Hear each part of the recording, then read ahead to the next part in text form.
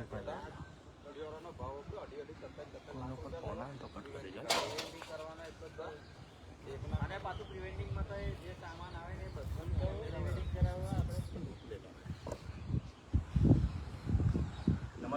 જય શ્રી રામ, જય હનુમાન. પાદરા તાલુકાનું લુના ગામ અને લુના ગામની અંદર બિરાજમાન થવા જઈ રહ્યા છે મહાબલી એટલે શ્રી રામ ભક્ત એવા હનુમાનજી દાદાનું ભવ્ય મંદિર, એટલે અતિથી અતિ ભવ્ય મંદિર અત્યારે બનવા જઈ રહ્યું છે. અને આજે આ મંદિરની આપણે મુલાકાતે આવ્યા છે. આ મંદિરની વિશેષતાઓ શું છે, આ મંદિરને બહુ જ ટૂંકા સમયની અંદર લુના ગામના જે યુવાનો છે તેમને તનતોડ રાત દિવસ મહેનત કરીને અત્યારે કઈ પોઝિશનની અંદર આ મંદિરનું નવનિર્માણ થવા જઈ રહ્યું છે અને કેટલી કામગીરી અત્યારે છે એ તમામ વિશે વિસ્તૃતમાં આપ સમક્ષ ચર્ચા કરવી છે. અને ખાસ કરીને પાદરા તાલુકાની અને સમગ્ર જે રામ ભક્ત છે, હનુમાન ભક્ત છે, તેઓને મારી વિનંતી છે કે આ સેવા કાર્યની અંદર, આ મહાબલી ધામ, આ નવનિર્માણ મંદિરની અંદર તમારા થકી જે યથાયોગ્ય દાન આપવા માટે જેટલા પણ ભક્તો આગળ આવીને સેવા કાર્યમાં જોડાવા માંગતા હોય તમામનું ખૂબ ખૂબ સ્વાગત છે. આપણે જોઈએ કે આ મંદિરની અંદર લુના ગામના તળાવના કિનારે અંદાજિત 7,000 જેટલા ટ્રેક્ટરનું માટી પુરાણ કરીને આ મંદિરની શરૂઆત કરવામાં આવી. અને આ મંદિર હાલ અત્યારે જે કન્ડિશનની અંદર નવનિર્માણ થઈ રહ્યું છે તો એ સીધા જ આપણે ચર્ચા કરીએ. જે આ મહાબલી જે સેવા ટ્રસ્ટ છે તેના સંચાલક કેવી રીતના વિચાર આવ્યો, કેવી રીતના આ વસ્તુને લુના ગામની અંદર આ સ્થાપના કરવાની જરૂર પડી, અને આ મહાબલી ધામની જે જેનું સપનું છે, જે યુવાનો ભેગા થઈને આ કાર્ય કરી રહ્યા છે, એ તમામ સાથે આપણે ચર્ચા કરીશું. જય માતાજી બાબુ. જય માતા. શું આ મહાબલી ધામને કેવી રીતના વિચાર આવ્યો અને અત્યારે કેવી રીતના આનું નિર્માણ થઈ રહ્યું છે? જી વિકીભાઈ, અમે છેલ્લા 4 વર્ષથી સતત દર શનિવારે હનુમાન ચાલીસા કરીએ છીએ. જે શ્રાવણ માસ હોય કે કોઈ પણ માસ, દર શનિવારે રેગ્યુલર અમે સૌ ભક્તો ભેગા મળીને હનુમાન ચાલીસા કરીએ છીએ. અને હનુમાન ચાલીસા કરતા હતા ત્યારે આમ સૌને એવો વિચાર આવ્યો કે ગામમાં કોઈ હનુમાનજી દાદાનું મંદિર નથી. તો ભગવાનની દયાથી અને મર્યાદા પુરુષોત્તમ ભગવાન શ્રીરામ એમના પરમ ભક્ત એટલા હનુમાનજી દાદાને અમે સૌ અમારા દિલની અંદર જીવનનું પહેલું છેલ્લું એક સપનું છે કે દાદાને ગામની અંદર પધરાવે છે. તો આ ઐતિહાસિક મધ્ય ગુજરાતનું સૌથી મહત્વનું મંદિર એવું આ મહાબલી ધામ જગ્યા છે, જેની અલગ અલગ વિશેષતાઓ છે. જે 48 ફૂટની એની હાઇટ છે. આ મંદિરની અત્યારે આપ જે જોઈ રહ્યા છો એ જગ્યા પર 48 ફૂટની હાઇટ પૂરી થઈ છે. અને દાદાની જે હનુમાન ચાલીસામાં જે કહેવામાં આવે છે કષ્ટ સિદ્ધિ નવ નિધિના દાતા, તો એવા હનુમાનજી દાદા 8 ફૂટ ને 9 ઇંચ પર હવે બિરાજમાન કરવાના છે. અને એની પ્રદક્ષિણા 4 ફૂટની લેવામાં આવી છે. એટલે ચારેય દિશાઓની અંદર ભગવાન જ્યાં સૌનું કલ્યાણ કરે એવા હનુમાનજી દાદાની અલગ અલગ વિશેષતાઓ છે. એવું અદભુત આ મંદિર બનવા જઈ રહ્યું છે.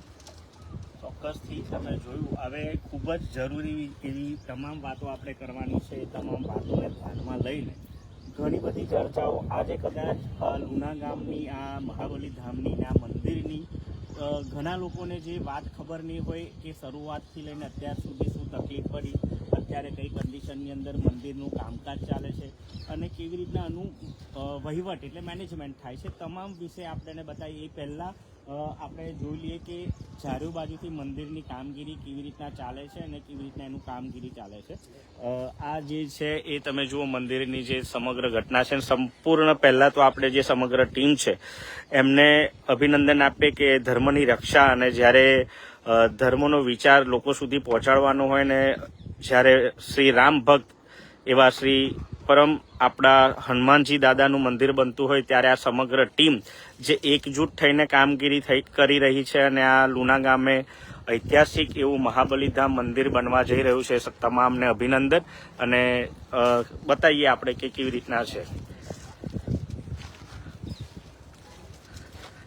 આ જે લુના ગામની તળાવ કહેવાય અને તળાવની કિનારા પર આ સૌ પ્રથમ એક તો સંરક્ષણ દિવાલ કહેવાય, એ સંરક્ષણ દિવાલ આપણી છે.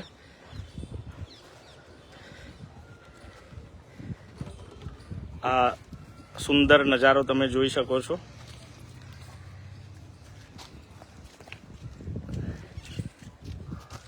કાર્તિકસિંહ, આ દિવાલ બનાવવા માટે કેટલી મતલબ કે તમારી કામગીરી પ્રમાણે કેટલા ફૂટની દિવાલ બનાવવામાં આવી છે?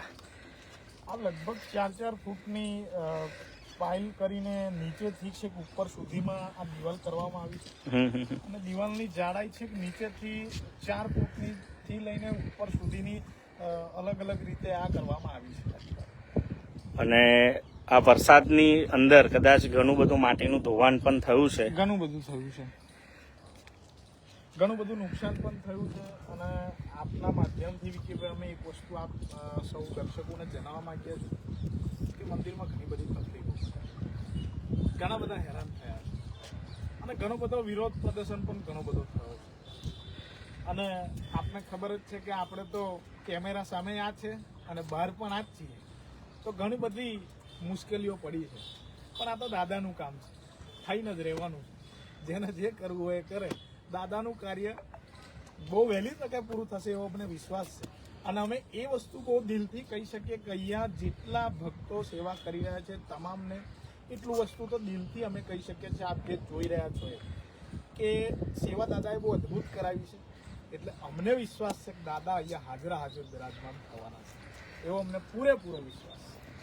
ચોક્કસથી. અને ખાસ કરીને બીજી આપણે ચર્ચા કરીએ, જોઈએ આપણે કે આ જે પુરાણ આટલા 7,000 ટ્રેક્ટરનું કર્યા પછી પણ હજુ પણ વધારે ટ્રેક્ટરની માટી પુરાણની જરૂર થશે. સાથે જ અત્યારે તમે જુઓ કામગીરી સુંદર પ્રમાણની ચાલી રહી છે.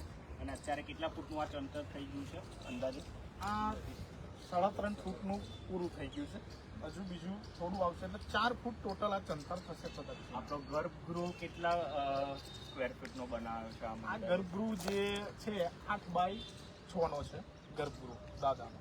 અંદર આ ગર્ભગૃહ છે આપ જે જોઈ રહ્યા છો. અને આખી 25 બાય 30 ટોટલ મંદિર આ એ રીતનું છે, મેન મંદિર. અને આ જે તમે શરૂઆત કરી મંદિરની, એનું જે ટ્રસ્ટ છે એ ટ્રસ્ટનું નામ શું આપ્યું છે? શ્રી મહાબલી હનુમંત સેવા ટ્રસ્ટ. એ ટ્રસ્ટનું અમે નામ આપ્યું છે. અને દાદાના જ કાર્યથી અને આ જગ્યાનું પણ નામ મહાબલી ધામ આપવામાં આવ્યું છે. એટલે એ રીતના સરસ દાદાની સેવા કરી શકીએ એ આધારે અમે ચાલી રહ્યા છીએ. દાદા અમારી સાથે છે એવો વિશ્વાસ છે. દુનિયા કે ને કે દુનિયા સાથ આપે કે ના આપે, પણ દાદા અમારી સાથે છે. એટલા માટે ભવ્ય મંદિર અહીંયા નિર્માણ થશે. બસ આપણને ખબર જ છે ને, હું પોતે સેવા કાર્યની અંદર જોડેલું છું ને મને ખબર છે કે જ્યારે સેવા કરવા નીકળો ને તો અડચણ ઘણી બધી આવે, પણ એ સેવા કાર્ય તમારી પૂર્ણ થાય. અને એમાં ગમે તેટલા અવરોધો આવે ને તો એ અવરોધોને પાર કરવાની શક્તિ ખરી ને કાર્તિકસિંહ, એ હિંમત છે ને એ દાદા જ આપશે. 100% એ દાદાની કૃપાથી જ આ બધી થતી વસ્તુઓ છે. અને જે ટ્રસ્ટનું મેનેજમેન્ટ છે એ ગામના યુવાનો જ કરે છે. તમામ ગામના યુવાનો આ ટ્રસ્ટનું મેનેજમેન્ટ કરે છે. અને એનો ફક્ત ને ફક્ત એક જ હેતુ છે કે ધાર્મિક ઉત્સવો થતા રહે, તેમજ આ ભગવાનનું દિવ્ય મંદિર થાય તે માટેનો હેતુ છે. અને સેવાકીય પ્રવૃત્તિ આપણે જે કરીએ છીએ એ કરતા રહીએ છીએ. અને કેટલા સમયગાળાની અંદર આ મંદિરનું કામકાજ પૂર્ણ કરવાની આમ પોતાની ઈચ્છા છે તમારા? અમારા સૌની ગ્રુપની અને તમામ લોકોની ઈચ્છા છે કે અમે 27 જાન્યુઆરી સુધીમાં આ મંદિરને પૂર્ણ કરીશું એવી દાદાને પણ પ્રાર્થના કરે છે. અને આપ પણ અમારા સૌ વતી દાદાને પ્રાર્થના કરજો કે જેથી કરીને ભવ્ય મંદિર બહુ વહેલી તકે પૂર્ણ થાય અને 27ના શરૂઆતમાં જ દાદા બિરાજમાન થાય 2027 જાન્યુઆરી મહિનામાં થાય એવી બધાની પ્રાર્થના છે. જેટલા પણ આ વિડીયો જુએ છે, ખાસ કરીને હકની વાતના પેજ પરથી આ લાઈવ કરવાનું રીઝન એ હતું, તમે મારી તમામ સેવાકીય પ્રવૃત્તિઓ જોઈ છે, તમામ જે લોકોના હક માટેની લડત જોઈ છે.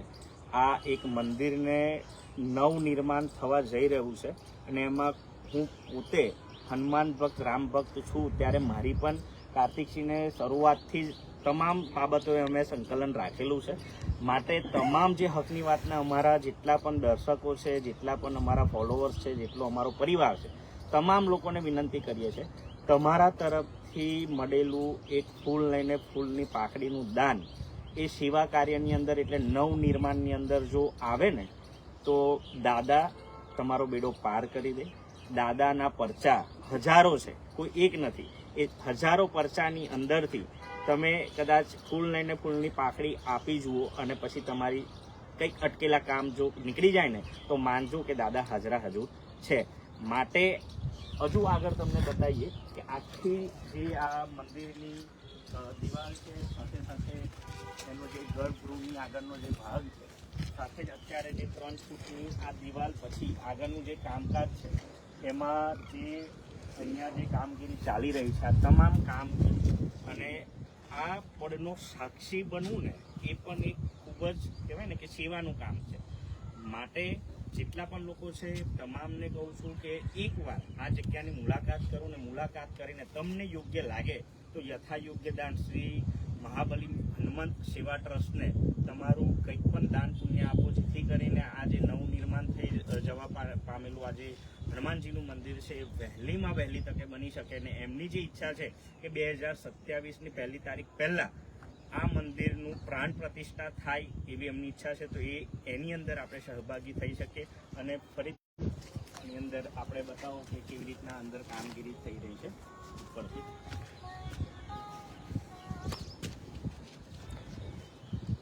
અત્યારે હાલ જે આ તમે જોઈ રહ્યા છો એની મેં 48 ફૂટનું જે આ ચણતર છે એટલે એની હાઇટ છે, આ હાઇટ આપણે જોઈ લીધી છે. અને વિસ્તારની અંદર આની અંદર હજુ પણ પુરાણ થશે અને 48 ફૂટ પછી પણ કામગીરી ચાલુ રહેશે. આ તમે જુઓ ચારો બાજુથી અને લુણા ગામના તળાવના કિનારે, એટલે કે સૌથી સુંદર જગ્યા અને એકદમ શાંતિપૂર્ણ વાતાવરણની અંદર જે આ મંદિરનું નિર્માણ થશે, મંદિરની પ્રાણ પ્રતિષ્ઠા પછી પણ આપણે અહીંયા આવીને તમામ જે હનુમાન ભક્તો છે તેમને એના દર્શન પણ કરાવીશું. માટે તમામને વિનંતી કે આ વિડીયોને બને એટલો શેર કરો અને સાથે સાથે જેટલા પણ લોકો પોતાના યથાશક્તિ દાન આપવા માંગતા હોય એ તમામ લોકો કાર્તિકસિંહ ગુના ગામે આવેલા કાર્તિકસિંહ અને એમની ટીમનો સંપર્ક કરે એવી આપણે આશા રાખીએ છીએ. સાથે સાથે આપણે આગળથી પણ બતાવી દઈશું કે આ મંદિર દૂરથી કેવું લાગે છે.